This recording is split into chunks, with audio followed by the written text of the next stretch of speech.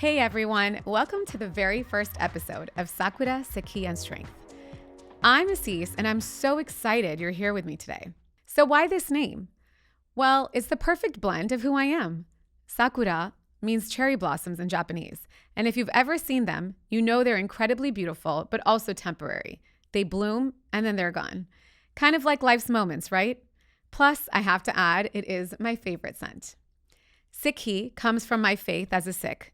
It's been my anchor throughout my life, and more than just something I was born into, it is something I have actively chosen to be, which I'll tell you more about in a bit. And then there's strength. Well, we all need it. Sometimes it feels like we have a lot of it. Other times we're searching for even a little bit. I've had people tell me that I'm strong, but honestly, I think we all have this quality inside of us. Sometimes we just need help finding it or borrowing it from someone when our own supply is running low. Sometimes we lean on our faith, Vaheguruji or God, friends, and family while we try to build it up for ourselves. I'm a second-generation immigrant, third culture kid, firstborn daughter, and firstborn granddaughter on both sides. Are there any other eldest daughters listening? Then you know exactly what I'm talking about. There's just something about being the first that comes with its own special set of expectations and responsibilities, right? But being the firstborn also meant that I was fortunate enough to receive a whole lot of love and affection from everyone in my family. What makes my experience a little bit different is that I'm not just navigating between two cultures, but multiple ones. My paternal grandfather, Daddy G as we called him, came to Japan in the 1950s from Bombay, now called Mumbai. He was already married with 2 kids when he first arrived on what was supposed to be a week-long business trip. And with only 10 pounds in his pocket and not knowing the language, he saw an opportunity and decided that he wanted to stay. So he called up my grandmother and told her, and she actually agreed. And when I ask her now, how could you think about moving to a different country where you didn't know anything about it? She actually told me that she has learned about Japan in 8th grade and she remembered it. So it didn't seem like such a foreign place to her. After about a year, when he had saved up enough money, he then brought over my grandmother and my father, who was around 4 years old, and his 1-year-old younger sister. And many years later, my grandparents had another child. So this is a story of how my dad ended up in Kobe. He went to an international school there. He was a very proud Eagle Scout. His exposure also helps explain how advanced my exposure was as a second-generation immigrant. He was in an international environment because when he was going to school there were a lot of expats. And due to business development post-World War II, he was exposed to a bunch of other Asians as well as Europeans and then, of course, Americans. So he went to school there until 12th grade. And then out of that circle, there were very few boys who were sent away for university because typically they would just start working for their father's business. But my father was fortunate enough to be able to go to Notre Dame for college, and then after college, he moved back to Japan to work for and join his family's business. There was my mom, who was born and raised in South Delhi, and she went to school there from K through 12, got married, and then moved to Kobe, Japan to be with my father. And basically, she was young, and as a young bride, she adapted to everything: new language, new culture, new family dynamics. Then, about a year and a half later, I was born, and I was born in Kobe, Japan. I lived with my parents and my paternal grandparents. My grandfather, Daddy G, used to love to tell me the story of when I was born and he held me in his arms the first time. He just looked at me and he knew God had sent me to be with him. And in that moment, he loved me unconditionally. He also named me Assis, which means blessings. That summer when I was born, most, if not all of the Kobe Punjabi families had boys, and I was the only girl. So he was getting calls from his friends from India, Bangkok, Singapore, basically people sending condolences to him for having a girl as his first grandchild from his eldest son. He proudly told them, though, "You just wait and see. She will be more successful than all of your grandsons combined." My entire life, he never treated me less than. He made me strong, and he taught me about believing and trusting God. He told me always to work hard, do the honorable thing, and most importantly, stay true to your word. I remember even going to Yochian, which is like the nursery school that was up the street from our building. And I just had a great experience.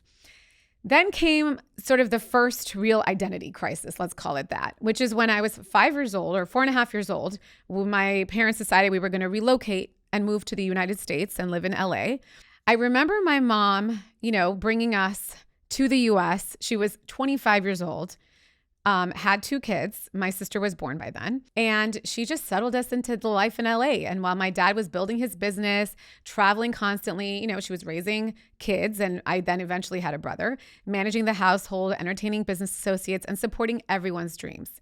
She was always the first one up and the last one to go to bed. I used to think that my dad was my role model because of his business acumen and success. But while he was still a role model, looking back now as a wife, mother, daughter, sister, and friend, it was really my mom showing me what quiet strength really looked like. So there's a lot of content out there for first-generation immigrants, the ones who made the brave move to a new country, like my dad and his parents. But what about us second-generation kids? We're caught in this fascinating in-between space that can be both incredibly enriching, but sometimes confusing, and to some degree, also alienating. And if you're a first-generation parent raising second-generation kids, I'm hoping some of my experiences might give you some insight into what your children might be feeling. I still vividly remember the early days when we moved from Japan to LA. I call it my first identity crisis. I was around 4.5, 5 years old, and talk about a culture shock. First, I didn't even know I really wasn't ethnically Japanese until then. I knew I looked different, but when I lived in Japan, I felt Japanese. I went to school with Japanese kids, spoke Japanese, and I didn't really realize that just because you have a different color skin that you weren't from a country. So it wasn't until I moved to the US and was in kindergarten in America, in LA in particular, in the 90s, it was the first time I felt like I really had to explain myself and my background. In Japan, being Japanese or thinking that I was Japanese because I didn't know I wasn't, and going to Yochien and being with the other kids, they never spoke to me or made me feel like I was different. So it wasn't until I moved to the US and was in kindergarten when people asked me where I was from. And when I would say Japan, they would just completely think I was lying or just be totally confused because I have brown skin. I look Indian and I spoke English with a Japanese accent. I still remember when we were moving, I had the hardest time with food. In Japan, everything was always neatly organized on a plate. And then in America, everything was kind of thrown together on a plate. And while it wasn't bad, it just didn't look the way it was supposed to. And that really bothered me for a few years. Also, I remember my mom, and she probably had the best intentions, but she went shopping and she bought me socks that went up really high. And I remember she used to buy me these shirts and pants, and they used to have random phrases in English written on them that meant absolutely nothing. Just random words in English that were just put together and splashed on a shirt. And people in the US made fun of me so much. I also had a lisp. And when I moved to the US, my name was Assis Sethi. And having a Japanese accent when speaking English is very confusing. And I had to do speech therapy for a couple of years. Needless to say, I was definitely made fun of. I also realized that people just didn't know what to make of me. I still remember this one time, I think I was in first grade, and my teacher asked me, and I think it was like a class assignment, to say where we were from. And I will never forget when I told her I was in Japan, she wrote up a slip and put it in my backpack and told me that I was going to get a detention and that she wanted to have a parent-teacher meeting with my mother. All I remember is coming home from school, my mom picking me up, and I was crying in the car, obviously. And she said, "What happened?" And I said, "Mom, my teacher is giving me a detention." There was a note that said that she needed to have a conversation with my mother. And, the teacher accused me of lying because I said I was born in Japan. Needless to say that the next day my mom went marching into the principal's office and they exchanged a few words. And I did not have to do the detention. But, it was just kind of goes to show you where people's minds were at that time. It just wasn't normal to be a mix of different things or to look a certain way, but be from another place. And in Japan, being called a liar is a huge insult. I was just 5 years old, so that was a really bad thing. And it was very dishonorable, especially given the way I was raised. And not just being a Sikh, but also being Japanese. Despite the initial adjustment struggles, I was incredibly privileged in many ways. We lived in the San Fernando Valley. Yes, I am a Valley girl, and I'm very proud of it. I went to private schools, Sierra Canyon for elementary, and then Chaminade College Preparatory for middle and high school, where I started learning French in the 7th grade. On Sundays, we went to Punjabi school, and in high school, I remember we started a discussion group called the Sikh Youth Fellowship Program. So by that point, I was pretty comfortable with all my different identities. And then from the outside, it looked like the perfect upbringing, and for the most part, it really was. There was no hidden trauma. There was no bad thing going on at home that I had to hide from the outside world. And overall, it was a happy home where my parents really did love and support each other and myself, my sister, and my brother, and they supported our own growth and development. My mom actually made it a point to enroll us in as many different extracurriculars as we could do. And we were fortunate enough where, we were able to pay to join soccer, basketball, dance, and also voice lessons for me. But here's what wasn't visible. Having multiple identities that you are simultaneously at once. And it is different from the idea of code switching, because code switching is your one identity in one place and then you change or alter your identity to be in another place. For me, it wasn't like that. I wasn't code switching, and I don't really relate to code switching because I'm not switching who I am in different environments. I am what I am in all environments, and I pull on my different cultures and experiences, and that's just a part of my identity, and it's fluid and it flows. So you are all of these things at once, and you can tap into any part of your identity that you want anytime you want to. Does anybody know what I mean? This is something that we're going to discuss more in upcoming episodes, and at one point we will try to flesh it out. But this can also be difficult because I wasn't Punjabi enough at the Gurdwara, since I didn't really speak Punjabi. In my house, we spoke English, we spoke Spanish on some days of the week, we spoke Hindi a little bit more than Punjabi, and English mostly, really, because my grandparents spoke English and so did my great-grandparents. So even though I didn't really quite feel like I fit in at the Gurdwara because I wasn't as Punjabi, I could sing the shabas, which are hymns. But culturally, because my family wasn't very Punjabi, I didn't quite understand those first-generation kids. And I also didn't feel that I was very American or American enough because I wasn't quite mainstream American. My dad used to go around talking about how we were conservative Americans, but yet if I went to Punjabi school, I was from a very liberal family. So while life was pretty great, there is something to be said about growing up with all of these opportunities, but also feeling immense pressure. Can anyone relate to that? The pressure to be perfect, to never falter, to represent not just yourself, but your entire culture, because sometimes I would be the only Indian or the only Sikh person in the room, or the only Japanese international person in the room. I mean, we weren't allowed to have bad days in our house growing up either, because according to my parents, we didn't really have to struggle. So what would we complain about? And, compared to the struggles that first generation families had, like my father and, even my mom to some degree in her life, she did have struggles. We just kind of didn't have big problems according to them. What people didn't really see was that I had to be the perfect conservative American family, the perfect Sikh family, the perfect international business family. And I was constantly told that I had to represent the family everywhere I go and that people knew who we are. And I have to uphold our family values and our family reputation at all times. I mean, talk about exhausting. So when I was growing up around from the age of 12, I will say I was very grateful that my father, having that first generation experience, wanted to make sure that I was really confident and was trying to set me up for success from a young age. I remember around the age of 12, we'd be doing a lot of drives. Either he would be picking me up from an activity when he was in town because he did travel a lot for his work, or, he had a business meeting and I'd have to accompany him. And I remember, this is before, Apple CarPlay, he would hand me his phone and he would say, hey, I'm going to dictate to you and I want you to send out these emails and texts and call people and make appointments for me. So he would have full-on conversations on the speakerphone and negotiations and confirm shipments and figure out strategies with those on the other end. I think actually that my fast typing skills started from this time. And I was so lucky to be so young and to be able to get a first-hand seat into how business is done from one of the best. I also remember going into business meetings with him on occasions or meeting some of his contacts when he would travel for coffees and breakfasts and silently sit while they discussed their work. I heard ideas, exchanges, and also learned the art of business negotiations from him. The real game changer for me was when I went to college at George Washington University and then studied abroad junior year in Ifrane, Morocco at Al Akhawan University. And at this point, I was minoring in French. And, it's interesting because I actually started French class when I was 12 years old at Chaminade in 7th grade. And it's incredible how such a small decision back then really influenced my life so immensely. So because of this idea that I really loved, Europe and wanted to study French, I ended up almost making a decision that Europe was going to have a big part of my life without even realizing it by just signing up for a French class in 7th grade. And throughout high school, I stuck with it.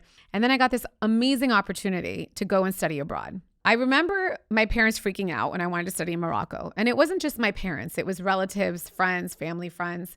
And I remember getting a phone call from a very distant aunt and uncle in San Francisco, actually. And they called me, and the way that they were speaking to me on the phone, it sounded like I was, on my way to die and I wasn't going to come back. My parents were pretty concerned. And then my grandfather, my daddy, G called them from Japan. He had seen something about, a bomb going off in the Western Sahara, which is disputed territory. And he just said, that's it. She can't go. It's too scary. Send her anywhere else. So anyway, we had countless arguments. My dad even canceled my ticket at one point, and I rebooked it at the last minute, and I got on that plane anyway. It was so scary and lonely at times. And we didn't have smartphones back then, just the occasional emails you could send from internet cafes. And it was in that discomfort, I have to say, though, when I was in a completely different foreign land where I didn't know anybody, and I really had to lean on myself and really get comfortable with being uncomfortable and seeing where I stood with so many things. But it was also so beautiful and freeing. It was the first time I was somewhere where nobody knew me or had any expectations of me. I could just be and figure out, who I actually was beyond all of the labels and expectations. And I think everyone should experience that at some point, whether being somewhere completely unfamiliar, where you have to decide for yourself what you want to believe in, who you want to be. And this leads me to my next point. So during my time in Morocco, I was there during Ramadan. It was during Ramadan that I had this really big, I would say, religious identity crisis, right? I mean, I was always a Sikh. I was born a Sikh. I practiced Sikhi my whole life.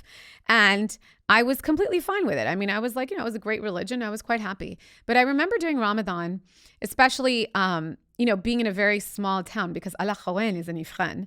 Ifran is a very small village, or now I'm sure it's bigger, but back then it was quite small. And the king actually has his summer palace there. The whole university in the town was fasting during Ramadan, as they would. And as a non-Muslim, I was really struggling with this shifting schedules, night classes, eating really late at night. And I ended up getting pretty sick. So after a few weeks and multiple doctor visits, I decided that I just needed to probably get out of the country for a bit and sort of have my body get used to just being back on track and eating the way it used to be. So I Googled the nearest Gurdwara, which is the Sikh temple of worship. And it turned out to be in Barcelona. So from Ifren, I had to figure out how to get to Barcelona. So I went to the school headmaster and I asked him and said, would it be possible for me to go on my own kind of religious pilgrimage and go to Barcelona to go visit my Gurdwara? And he gave me permission to. It wasn't an issue. In fact, he even asked me if I wanted to go by myself. And I said, well, can I bring a friend or two? And he said, yes. So I remember there were 2 other American students studying abroad at that university.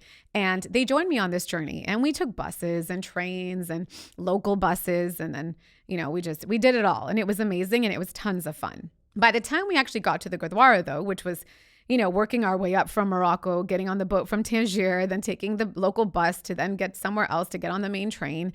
By the time we got to Barcelona, it was towards the end of the trip. And I was pretty exhausted and I was just dying to be in the Gurdwara. And when we finally arrived, I was so excited. I remember running on the street. I saw the Sikh emblem, our Sikh flag hanging, and I was just so happy.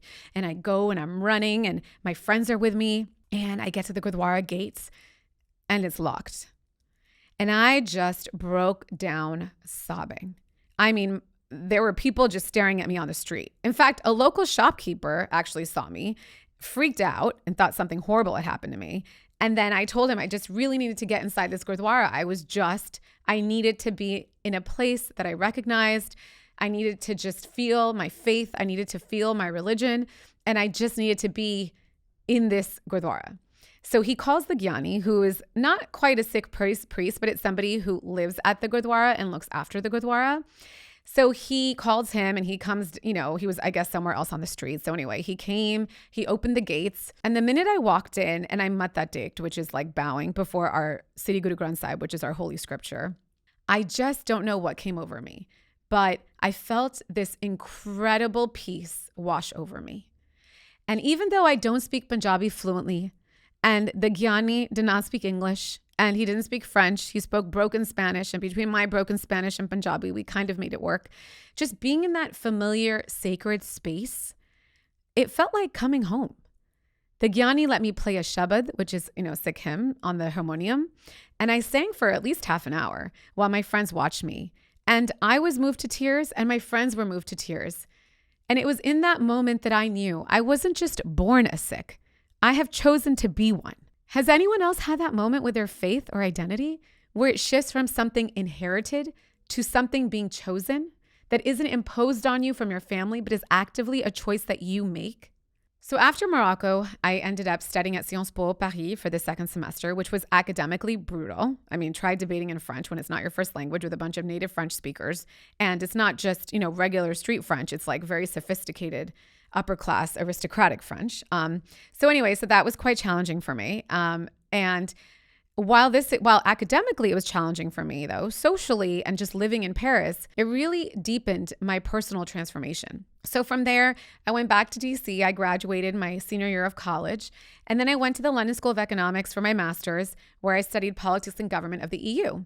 Getting to Brussels wasn't exactly easy. I mean, I was an American trying to work within the scope of the EU. And I remember after I had my master's, I really did not want to just come back to the US. I really felt like it was finally my time to live in Europe. I applied to over 150 jobs with 0 responses before a friend's recommendation finally opened a door. I had 1 interview and 1 chance. Has anyone been there when your entire dream seems to hang on 1 opportunity?